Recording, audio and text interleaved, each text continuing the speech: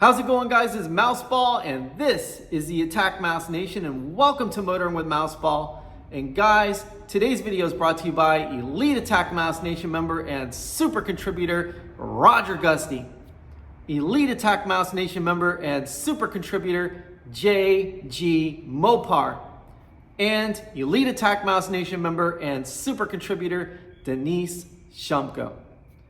Now guys, today we're going to talk about why the Fiat 500 and the Abarth get no respect. And we have to start out with a car that got no respect in 1990. And that was the Mazda Miata, the NA version.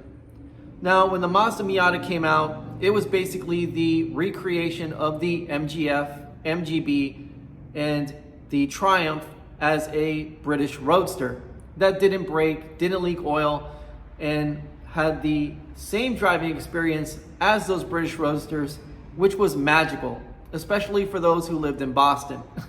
And trust me, a lot of people over in Massachusetts, they love their British roadsters. But nevertheless, the Mazda Miata was just a little too cute, a little too small, and way too doughy-eyed for your silver goateed meathead who drove a Mustang, who drove a Camaro, who drove a Corvette or a Firebird back in the day. Because believe it or not, the Firebird and the Camaro were still around in 1990. For those of you Zoomers who don't know very much about cars or their history. Now, obviously, the Mazda Miata was a car that had a lot of great things going for it, but was often ignored by your chest-pounding apes in the car community. And the reason why is because, oh, it's not aggressive enough. It doesn't have enough horsepower. It just isn't a muscle car or a sports car that people can take you serious in. And that was before social media and all the clout chasing. I mean, it's pretty obvious that small cars just don't do well here in America. And that is the same thing that's happening with the Fiat 500 and the Abarth. Now, because the Fiat 500 and Abarth are out of production in America, more and more people are leaving the car because of lack of parts, not understanding the car, and shops not willing to touch it. Even though the Jeep Renegade and Dodge Dart have the same exact engine. Now, when it comes down to it, the one thing that the Abarth 500 and the Mazda Miata have in common is a fun and endearing driving experience. And when people actually give the car a chance, when they actually take the time to want to drive it and put away their shallow and excessive narcissism that, hey, I have to be looked at this way, well, they'll find out they actually are driving one hell of a car. And when you consider that the Abarth and the 500 are Italian, it's even more fun, because the Mazda Miata, as amazing as it is, still lacks a lot of charisma and personality that the Fiat 500 and the Abarth have. And being that the Abarth and the 500 are Italian cars, well, they have as much charisma and as much charm as any Ferrari or Lamborghini for 3 to 4 times the price. And the thing is that the Fiat 500 and the Abarth don't get much respect because they're not clout chasing cars. They're not cars that you can flex with. They're not cars that you can say, oh, look, I have this particular car, you don't. I have this much money in my bank account, you don't. It's not a car that you can basically measure your dick with.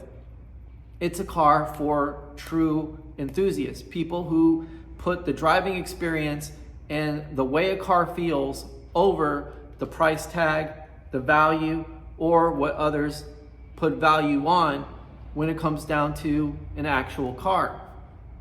So when it comes down to it, I have a Fiat 500, I have an Abarth, Jessica has a Fiat 500, and the reason why we have these cars is because we love driving them. Now, don't get me wrong, there's nothing wrong with a 1960 Corvette or a 1962 Corvette. Both of these cars are a lot of fun to drive, and they don't have over 300 horsepower in either of these cars.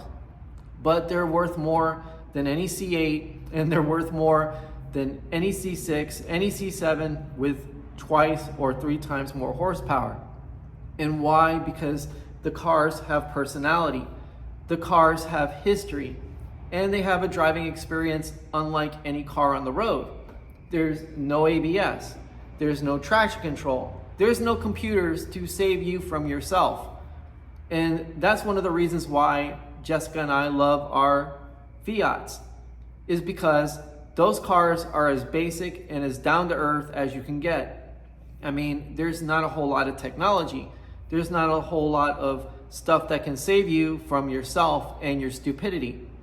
And when you actually like driving and you enjoy driving, well, you want to see how far you can push the envelope without actually wrapping yourself around a tree. So even though the Fiat 500 and the Abarth don't get no respect, well, those in the know who actually love cars do give it respect. They do give it their flowers, as the Zoomers would say. And it's unfortunate that these days, people are more interested in how much they spend on a car, what others value in a car, and how much clout and followers they can get from a car than they are in actually enjoying the driving experience as a whole. Because one thing that makes a Ferrari and a Lamborghini worth as much as they are is the fact that they bring a driving experience unlike any other car. They bring heritage, they bring racing history, and they bring something to people that they just can't get anywhere else.